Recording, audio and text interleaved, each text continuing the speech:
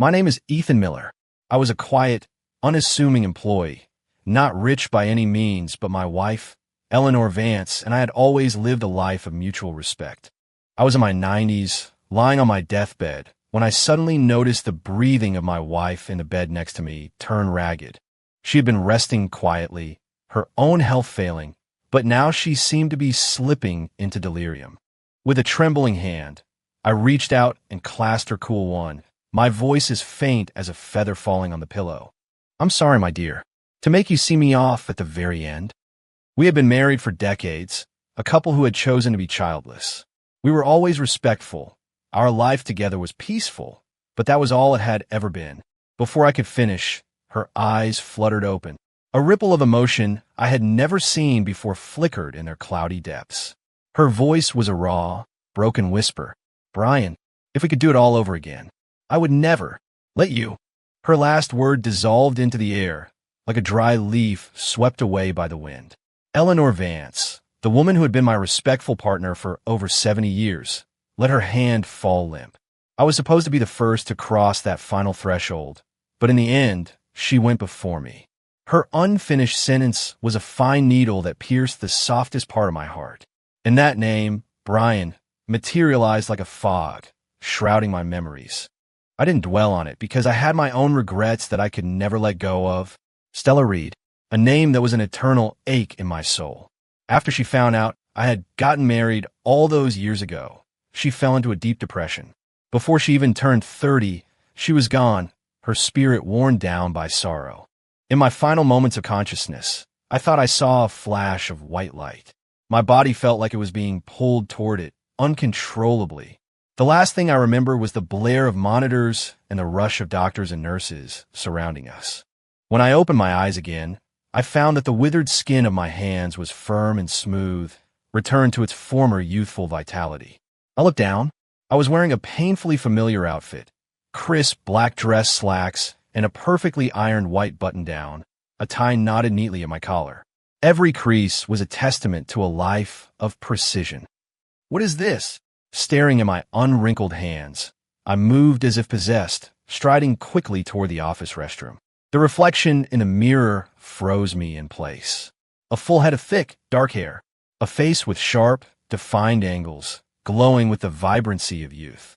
A familiar blue lanyard hung from my neck, the ID badge resting perfectly against my shirt pocket. This was my standard uniform for my first few years at the company. The man in the mirror was young and full of life, yet his eyes held a weariness that was decades too old. "What in the world is happening to me?" I whispered to the reflection, my fingertips cold against the glass. The young face stared back, its eyes filled with an unsettling mix of fear and confusion. I leaned closer, almost begging it for an answer. Of course, the reflection said nothing. It only mirrored my trembling lips and bewildered eyes, silently questioning the absurd reality I found myself in. "Ethan, hiding out in the bathroom on company time?" A familiar, teasing voice came from behind me. It was my supervisor, Leo Martinez. He was a stickler for rules, but had a soft spot for the new hires, often buying us dessert out of his own pocket after a long night of overtime. The moment our eyes met, he must have seen that same unsettling weariness, that deep-seated exhaustion that didn't belong on my face. He clapped a hand on my back. "Hey, what's wrong? You look pale. You feeling sick?" I didn't answer, letting his concerned gaze wash over me as my mind reeled back to that final moment. Eleanor, gripping my hand, her voice weak but clear. "We could do it all over again. If we could do it all over again." The thought echoed in my mind, growing louder and clearer until it slammed into the core of my being. Could it be, was I reborn? The ridiculous idea surfaced, but I instinctively crushed it. It was easier to believe I was in the middle of a long, elaborate dream, a dream that spanned an entire lifetime, than to accept something as bizarre and unbelievable as reincarnation. "Hey, Ethan, you okay?"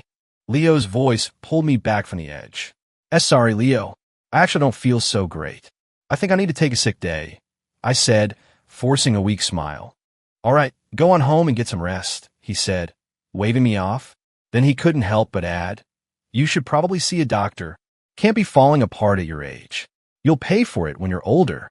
He paused, then added with a half-joking grin. Count yourself lucky. If this was some cutthroat corporation, they'd let you drop dead at your desk, then have their lawyer spin it, so they wouldn't have to pay your family a dime. Hey, where are you going? I wasn't finished. Man, kids these days are so impatient. Leo watched my hasty retreat, shaking his head. If he hadn't seen that strange, haunted look in my eyes, he would have sworn I was just making an excuse to slack off. I returned to my old desk, the very first one I was assigned when I joined the company. I've been promoted and moved several times since then, but this was the desk that had witnessed my greenest and most unforgettable years. I gave my head a sharp shake, forcing the memories down. My knuckles turned white as I gripped the black suit jacket hanging on the back of my chair. I spun around and walked quickly out of the office. Whether it was a dream or a second chance at this moment, before anything had been set in stone, my mind was consumed by one thing. One person. Sitting in the back of an Uber, my hands trembled as I tapped frantically on my phone screen. Words jumbled in my head. I typed and deleted, my fingers dancing anxiously across the keyboard. But she messaged me, first frowny face, "What's up?" The little typing bubble has been popping up for 5 minutes. Did you but dial my chat window? Staring at the familiar words, my vision blurred. I took a deep, shuddering breath, trying to force down the lump forming in my throat. Dude? Bad breakup? The driver asked, glancing at me in the rearview mirror. I wiped my eyes and shook my head. No, got fired. I noticed in the reflection that the driver was a young guy, probably my age, with sharp features and a confident air. He had the kind of face you'd expect to see in a magazine, not behind the wheel of a Toyota Camry. No, that's not it either. Sir, could you please just let me have a minute? My voice cracked. I feel like I woke up from a really long dream. Like a whole lifetime long. Geez, a grown man crying over a dream, the driver said, shooting me another glance. Look on the bright side, man. At least it was just a dream, right? You're here now, perfectly fine. He completely ignored my request and kept on with his unsolicited advice. Please, can you just be quiet? I clutched my phone, my head spinning. My brain feels like a tangled mess right now. If you don't stop, I'm going to have to report you. The threat came out as a sob, surprising even me. I guess a chaotic mind and a chatty driver really can push a person to the breaking point. All right. You do you.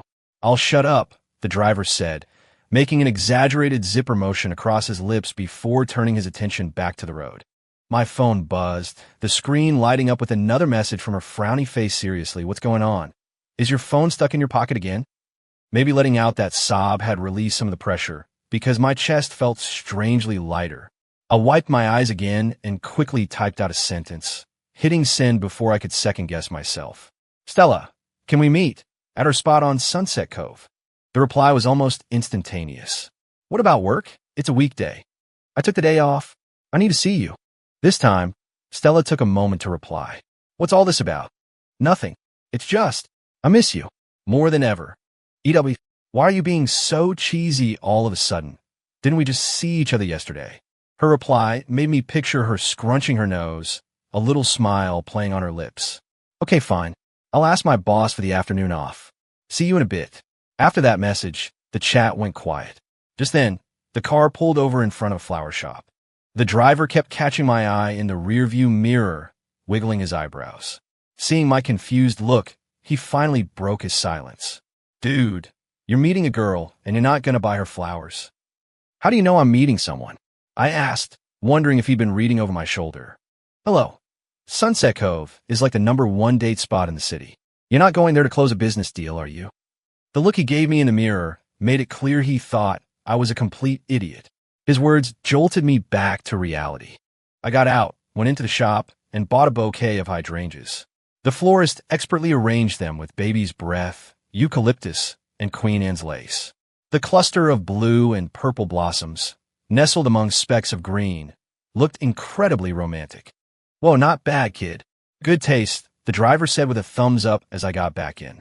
He started the car and pulled back into traffic. Hey, I'm really sorry about earlier, I said, feeling embarrassed about my outburst. My head was a mess. You were just trying to be nice, and I threatened to report you. No worries, man. We all have those days, he said with a wave of his hand. He glanced at the lanyard still around my neck. You might want to tuck that thing away before your date. Kills the mood. I looked down and quickly took off the ID badge, placing it carefully in the inside pocket of my jacket as I waited to arrive. The driver, of course, couldn't resist striking up another conversation. I learned his name was Julian, and he was just driving for Uber to get out of the house and experience life. That's when I noticed that the car, while unassuming on the outside, had a surprisingly luxurious interior. There was even a playful reserved for the Mrs. sticker on the passenger side dashboard. So, what do you do when you're not experiencing life as an Uber driver? I asked, suddenly feeling out of place. This interior looks like it costs a fortune. Any one of the custom accessories in his car probably cost more than my entire net worth. I'm not anybody special, just a guy who got bored sitting at home, Julian said as he pulled up to the curb at Sunset Cove. He tapped his phone to end the trip. Here you are. Good luck, kid. Go get her. As I got out, he leaned over with a conspiratorial grin. Need me to wait around? I can recommend a good hotel for later. The smile froze on my face. Any goodwill I'd built up for him shattered instantly. I quickly paid the fare, grabbed the flowers, and slammed the door. What's with the attitude? I was just trying to be helped. Julian's voice was cut off by the solid thud of the door. The soundproofing on this car, I noted, was excellent. I walked down to the beach, sent Stella my location, and sat down on a bench overlooking the water, the bouquet of hydrangeas resting on my lap. It might have been a few minutes or a full hour. I was staring at my phone, anxiously tapping my thumb against the screen, when a sudden chill hit the back of my neck. A cold can of soda, beaded with condensation, was pressed against my skin, making me jump. Sorry for the wait. This is my peace offering, Stella's bright, playful voice chimed from behind me. She giggled at my startled reaction. I turned to see her standing there in her work clothes, a can of Coke in each hand and a mischievous smile on her face. My throat tightened. For a moment, I didn't know what to say. I numbly held up the bouquet. The blue and purple flowers, warmed by the summer breeze, still held tiny, glistening drops of water on their petals. For me, she tilted her head, her fingers toying with the tab on one of the cans. But my hands are full. She leaned in close, her nose lightly brushing against the blossoms as her eyelashes cast long shadows in the afternoon sun. Thank you, she said, drawing out the words playfully. So what's the special occasion? You didn't drag me out of work just to give me flowers, did you? When she looked up, the sea breeze swept a stray piece of hair from her temple, revealing a small pearl earring. No, I just wanted to see you. I chugged my Coke, took the other can from her, and draped my jacket over my arm. Then I took her free hand, lacing my fingers through hers, and we started walking along the shore of Sunset Cove. In that moment, I stopped caring whether this was real or a dream. All that mattered was holding her hand, taking one slow step at a time. 1,000 words were lodged in my throat, but none of them seemed necessary. Every grand declaration felt pale and inadequate. I just wanted to walk with her like this, slowly, through the long years. Until the end of time, until all was quiet. My unusual silence seemed to unsettle the normally bubbly Stella. Her bright eyes darted around, pretending to take in the scenery, but I could see her sneaking glances at my face from the corner of her eye. What is it? I asked softly, catching her gaze. Stella's usual playfulness was gone, replaced by a flicker of worry. Is something wrong? Did something happen? Nothing's wrong, I said, but my eyes were locked on her, a wave of emotion so powerful it felt like it would burst from my chest. You've been acting weird ever since you got here. She circled me, studying me as if I were a puzzle. Did you get bad news from a doctor's checkup or something?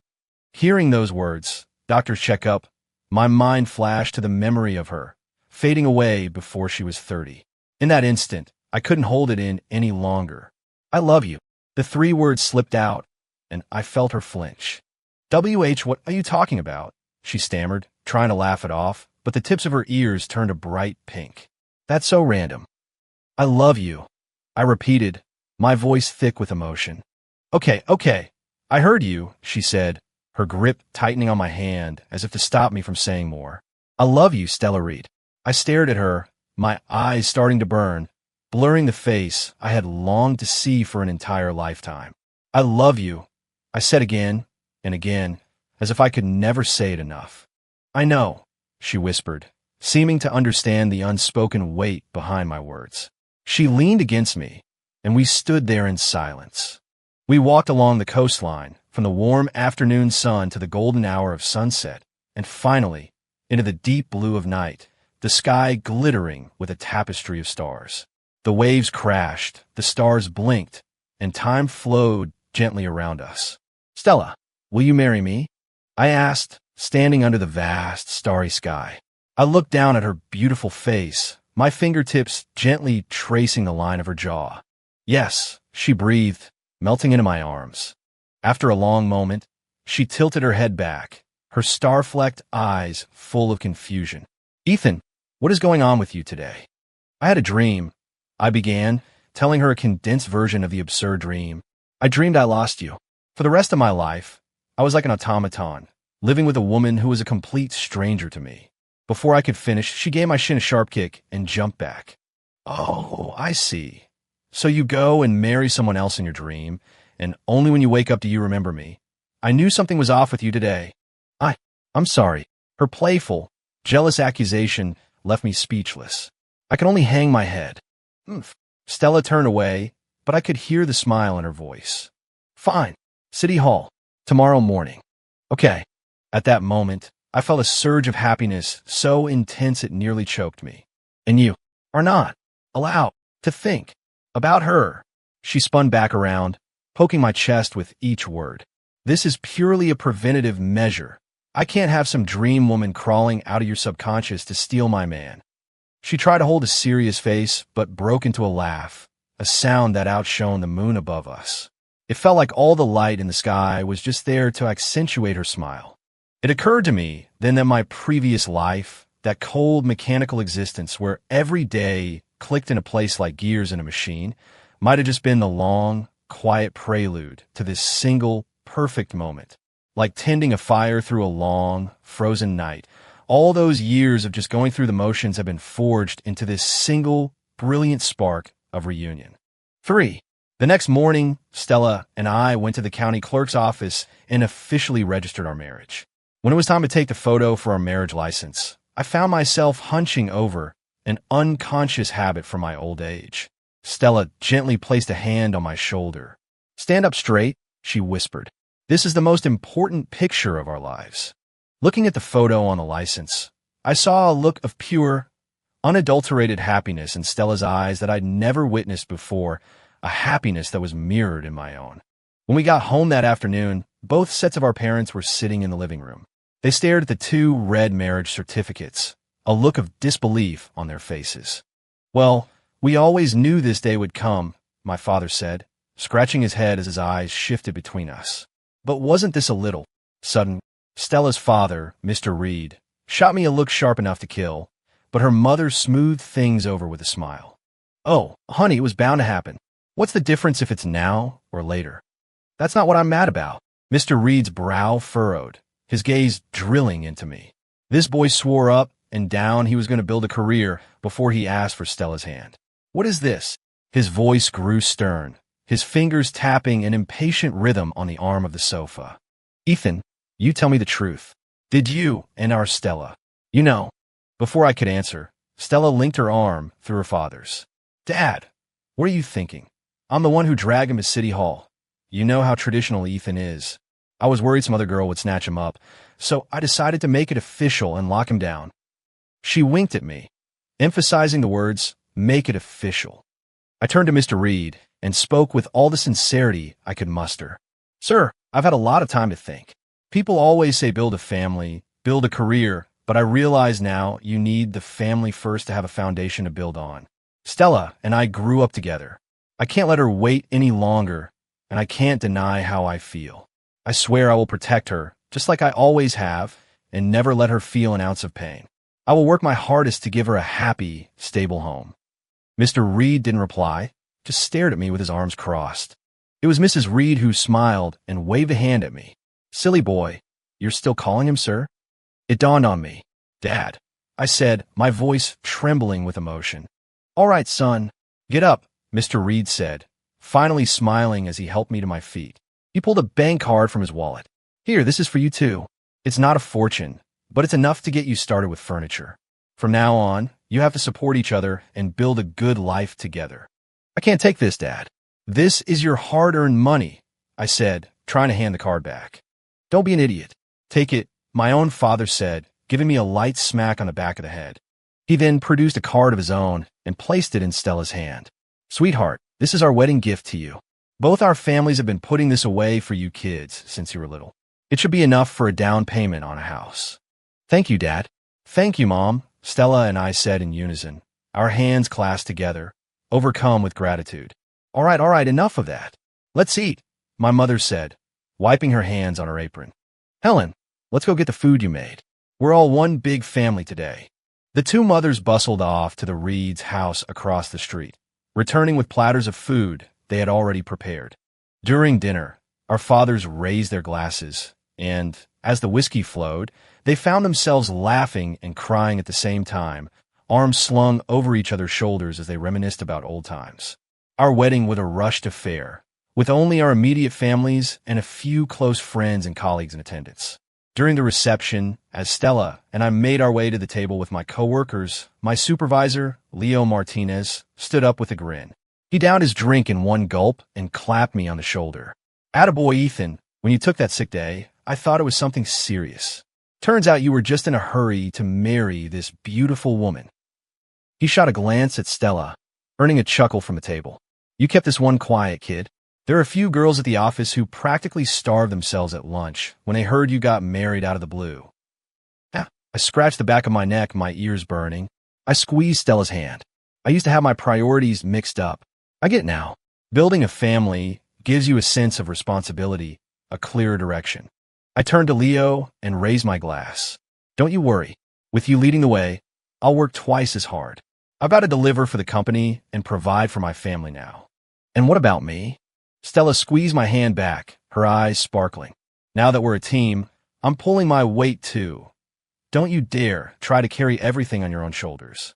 It's 2025. A woman can hold up her half of the sky, you know? She raised her glass, her smile radiant. Leo, you'll have to keep pushing our Ethan to be his best. All right. Enough with the formalities. This is a celebration. Let's drink to the happy couple. May you have a long and happy life together, and may you be blessed with children soon. His toast broke the ice, and soon both tables of colleagues were on their feet, the clinking of glasses and bursts of laughter filling the room. As the night wore on, someone discovered that our two companies actually did business with each other, which sparked a whole new round of lively conversation. By the time the reception ended, it was late.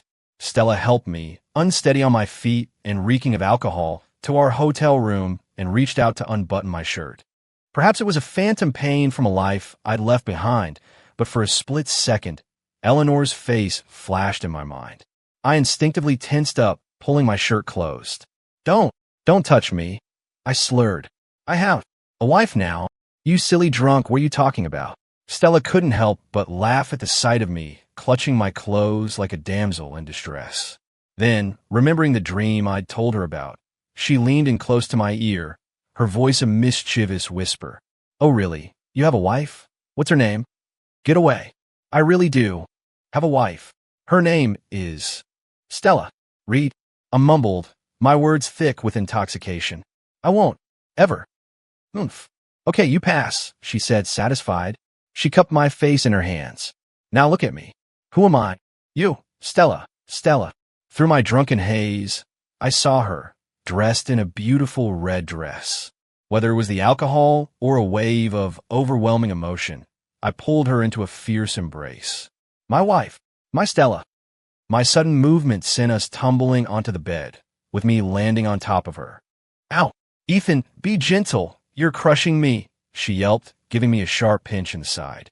The pain was enough to clear some of the fog from my head. Stella. I rubbed my side, looking at her with a wounded expression. She sat up.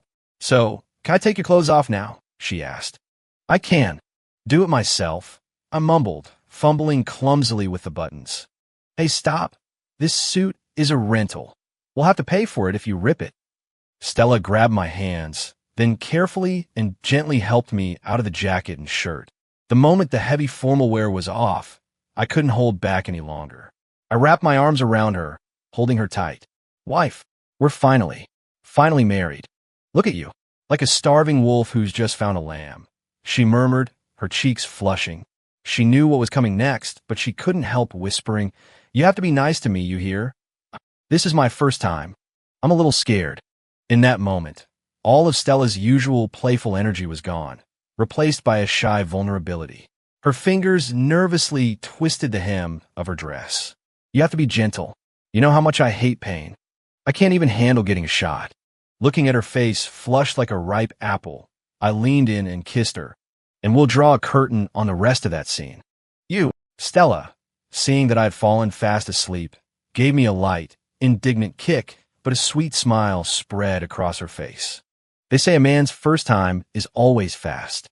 I guess that means it was Ethan's first time too. The thought had barely crossed her mind before she shook her head. What am I even thinking? She pushed the silly thoughts aside and curled up in my arms like a contented cat, listening to the rhythm of our breathing as she drifted off to sleep. Married life was bliss. We took our honeymoon, climbing to the peak of Mount Rainier to watch the sunrise hand in hand, then flew to the southernmost point of the country, holding each other close on a romantic beach in Key West. At first, Stella was the picture of happiness, but after a few weeks, a weariness crept into her eyes, and she started looking at me with a strange, faint resentment. "What's wrong, honey?" I asked, noticing her mood as I handed her a freshly opened coconut. "You have the nerve to ask me that," she said, taking a sip before her eyebrows shot up. "You were so reserved on our wedding night. How did you turn into such a ravenous wolf right after—" She didn't finish her sentence. Clapping a hand over her mouth, she staggered toward the edge of the water and retched. "Are you okay? Is it heat stroke?" I rushed over, gently rubbing her back. Stella just shook her head. "I'm fine. Just feel a little nauseous. It's probably just the heat here." "That's not good. We should go to a clinic," I said, already pulling out my phone to call an Uber. No, it's nothing. It'll pass," she insisted. "This is our honeymoon. Going to a doctor is bad luck." No sooner were the words out of her mouth than she bent over and got sick again. This time, she didn't argue. She quietly went with me to the urgent care clinic. I waited anxiously by her side for the test results. A few minutes later, the doctor came out, a wide smile on his face. He had a thick Caribbean accent. "Congratulations, Papa. Your wife. She is with child." "Huh?" I stared at him, completely failing to understand. Sorry, the doctor said, switching to perfect English. I said, "You're going to be a father." I don't remember what he said after that. My mind went blank, echoing with a single sentence. "You're going to be a father." Stella's hands flew to her mouth, her bright eyes shining with disbelief. She looked at me as if to confirm she hadn't misheard. I was still in a daze as we left the clinic with a prescription for prenatal vitamins. I was going to be a father. In my other life, I had never known what it was like to be a dad. We never even had that kind of marital life. I had instinctively recoiled from the idea of being intimate with Eleanor, the woman who had inexplicably become my wife, and thankfully, she had felt the same way. After realizing I had no interest, she had seemed relieved, promising to be a faithful partner, but nothing more. "Stella, thank you," I said, pulling her into a tight hug. The words came from the bottom of my soul. "Thank you for making me a father." "You're welcome," she whispered, hugging me back, her voice laced with its familiar playful tone. "And thank you for making me a mother." Our planned honeymoon came to an early end. Back home, I took over all the household chores, threw myself into renovating our new house, and meticulously shopped for every baby and maternity product imaginable. During this time, I started feeling dizzy and nauseous myself, constantly rushing to the bathroom to be sick.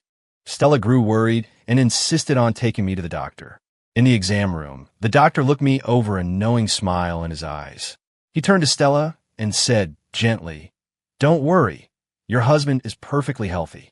This is a classic case of Kuvad syndrome, or sympathetic pregnancy. It happens when a man is so deeply connected to and in love with his partner that he starts to experience similar pregnancy symptoms." "You scare me to death." Stella let out a long sigh of relief and squeezed my arm. "I'm the one who's pregnant. How are you the one throwing up more than me?" I managed a weak smile. "Didn't the doctor just say it's because I love you so much?" "Humph," she huffed, but she leaned into my side, her face glowing with a sweet, happy smile. 6. Leaving the doctor's office, I ran into someone I thought I would never cross paths with again in this lifetime, Eleanor Vance. She was sitting in the waiting area, holding a patient form. She looked more worn down than I remembered from my past life, far older than she should at her age. She saw me too. A strange look crossed her face, but I pretended not to know her, guiding Stella past her and toward the exit. "Wait!" A strained voice called out from behind us. Stella looked back curiously, then tugged on my sleeve. "Honey, I think she's calling you," she whispered. I glanced at Stella, then turned to look at Eleanor, my expression one of polite confusion. "Are you speaking to me?"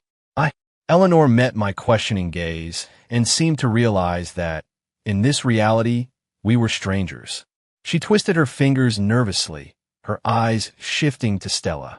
Her voice was barely audible. "You too. I'm sorry.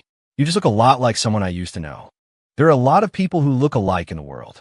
It's an easy mistake to make," I said with a slight nod, maintaining a careful, polite distance. "If that's all, my wife and I will be going." I had a strange feeling, a gut instinct, that she also carried the memories of that other life. I couldn't let her find out about me. "Yes, I'm sorry to bother you," Eleanor mumbled, looking flustered. "Come on, honey, let's go," Stella said, linking her arm through mine, her face beaming. "I'm craving those lemon-drenched fish tacos you make. It's so weird, all I want is sour food lately, and I'm usually all about spicy." "Maybe our little one is a boy," I chuckled, squeezing her hand. "Isn't that the old wives' tale? Cravings for sour mean a boy, spicy for a girl." My gaze fell lovingly on Stella's small, swelling belly, where the proof of our love was growing. Behind me, Eleanor's lonely figure was already out of sight and out of mind. Eleanor watched us leave, an unfamiliar ache of loss twisting in her gut. Yes, she had been reborn too. Or at least, she'd had the same dream I had. She had immediately quit her job in another city and rushed back home to marry the man she'd always loved, Brian Foster. She was certain that if she could just be by his side, she could change the terrible regret that had haunted her on her deathbed. But reality had dealt her the cruelest blow. No one knew the real cause of Brian's death in the other life. Thinking it was a health issue, she took him for multiple checkups. During one visit, they were accosted by a wealthy, lavishly dressed older woman. The woman assumed Brian was at the clinic for an STD and caused a massive scene. The commotion reached her husband, who arrived in a rage with several other men and had Brian beaten so badly he was hospitalized. He never recovered. It was a tragic parallel to the frail, broken image of the man she had held in her memory, and it broke her heart all over again. The paper she clutched in her hand was Brian's final medical report. The waiting room chair felt as cold as ice. Eleanor's eyes welled with tears. She didn't know if she had missed something or someone critically important, but in that moment, she found herself desperately missing the quiet, stable life she'd had with that other man. If she had chosen me without hesitation after her rebirth, would she be the one walking out of this hospital by my side right now? If I knew what she was thinking, I would have told her without a shred of pity, "Keep dreaming." My marriage to Eleanor had been a complete accident. I was at a work dinner with Leo when I saw her, dead drunk, passed out on a sofa in the lobby. Worried for her safety, I found a female lobby manager and suggested she help get the woman home. But Eleanor, in her drunken state, latched onto my sleeve, sobbing that I was her boyfriend. I was trapped, and with Leo drunkenly joking, "Ethan, your girlfriend is a mess, you gotta take her home," I felt I had no choice. What happened next was a suffocating nightmare. It was a mistake from start to finish. Even after we were married, I often thought that if I could turn back time, I would never, ever have gotten involved. 7. Time flew by, and soon, the day came for our child to be born. As her husband, I was in the delivery room with her. Watching Stella cry out in agony was like a knife to my heart. Helpless, all I could do was grip her hand, my own voice choked with emotion. "I'm with you, Stella. Don't be scared. Easy for you to say," she gasped, managing to glare at me even through the pain. "Why don't you try doing this?" Her pain cries were finally replaced by the clear, loud wail of a newborn. Stella collapsed back against the bed, exhausted. I felt as though all the strength had been drained from my body, and I slumped to the floor. I was a father. A title I'd thought about for months had finally become real. So this is what it felt like. A wave of pure joy washed over me. I practically crawled back to my feet and knelt by her bedside, gently wiping the sweat from her forehead. Stella, you did it. You were so brave. Congratulations, you too. It's a boy, the doctor said, bringing the swaddled baby over to us. You too, Stella whispered, smiling weakly as she kissed the back of my hand. Congratulations, Dad. I smoothed her messy hair back from her face and leaned down to kiss her forehead. And congratulations to you, Mom. After Stella's brush with the sheer intensity of childbirth, I became even more attentive. I took care of her every need, using everything I learned in our prenatal classes to care for both her and the baby, down to testing the water temperature with a thermometer before giving her a sponge bath. Relax, I'm not made of glass. Why are you more nervous than I am? Stella teased, letting me gently clean her. Her nose wrinkled as she looked down at her stomach. I just wonder when my belly will go back to normal. It looks so deflated. It's not. You're beautiful, no matter what, I said with a dopey grin. That seemed to make it worse. Ugh, don't say that. What woman wants to hear no matter what? Of course I care about how I look. It has nothing to do with whether you love me or not. She trailed off, her expression softening. She took my hand. Besides, I only want you to see me at my best. Stella, I said, looking her directly in the eyes. No matter when, no matter what, you are always the most beautiful woman in the world to me. Oomph. You're just saying that, she grumbled, but the sweet, happy smile that spread across her face betrayed her words, bright and impossible to hide. Hey, okay, stop looking at my stomach. It's embarrassing. After our son was born, my career took off even faster than it had in my previous life. Before I turned 30, I was promoted to department head. My old boss, Leo Martinez, was promoted to director. We were both stunned when we got the news. It wasn't until we were called in to meet the company's owner that it all made sense. I couldn't stop my jaw from dropping. Julian, you're the owner of our company. Look at you, acting like you've never seen a rich guy before. Julian, or Mr. Croft, I should say, laughed. I heard you had a son recently. The company has a parental benefits package, but this is an extra bonus from me personally. Also, I reviewed your file. You're a rare talent. It's a waste to keep you in your current position. As for Leo, he's giving years of his life to this company. I've been looking for a reason to promote him, and this seemed like the perfect opportunity. Well, looks like I rode your coattails on this one, kid, Leo said, clapping my shoulder proudly. From now on, if you have any questions, you come to me. I've got years of management experience that might come in handy. Just then, an elegant, confident woman walked in. Both Leo and I straightened up respectfully. This, Julian said, standing up, is my wife and our company's chairwoman, Sophia Thorne.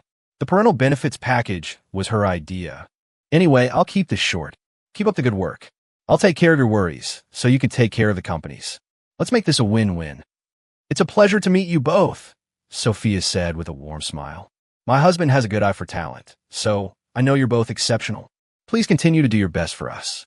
She then linked her arm through Julian's. Ready to go? Everyone's waiting for us. Yep, let's go. Okay, that's all for today. Meeting adjourned. I've got a dinner to get to, Julian said, and the two of them walked out, leaving Leo and me staring at each other in bewilderment. Leo, what's the story with our boss? I asked, a little unnerved as I remembered our casual conversation in his car. You're asking me? I was just a mid-level supervisor. You think I was privy to the big boss's life story? He said, shaking his head, looking just as clueless as I was. When I got home to the house I shared with Stella, I couldn't wait to tell her the news. Her reaction was one of pure shock. Sophia Thorne. You mean the chairwoman of my company? How is she the wife of the owner of your company? What? I stared at her, my mind reeling as she rocked our baby in her arms. Both our companies were just one giant, family-run enterprise. My exclamation startled the baby, who began to cry. Stella immediately started shushing him. Could you keep it down? She said, shooting me a playful glare. You scared little Leo. Sure, it's okay, little star, Daddy's home. Little Leo was our son's name. Leo, after my first kindest boss. His nickname was our little star. Looking at Stella's face, Radiant with happiness and glowing with a gentle, maternal light, I felt a profound sense of peace. In this life, with me by her side, she would never have to suffer. She would never fade away from a broken heart. I tucked that secret away in my soul. I rolled up my sleeves, tied an apron around my waist, and started making dinner. Late that night, in the lobby of some fancy restaurant, a haggard-looking Eleanor Vance sat alone on a sofa. Maybe she was there for a work dinner, or maybe for some other reason, but she had been drinking heavily, and her eyes were unfocused. She slumped against the cushions, occasionally glancing down the hallway as if waiting for someone who would never appear. Brian Foster had not had an STD, but the constant harassment and violent beatings from the rich woman's husband had taken their toll. His body and spirit were broken, and he didn't survive. The husband was convicted, but thanks to his wife's money and influence, the charge was reduced to manslaughter, and his sentence was only a few years. Eleanor received a pittance in compensation, but she no longer cared about the money. Once she learned the true reason for Brian's death, her mind kept drifting back to the memory of another man, the one who had offered her quiet, unconditional support for 70 years. But that man was no longer drinking at lonely work dinners. He was at home, wearing an apron, happily cooking a delicious meal for the love of his life. The end.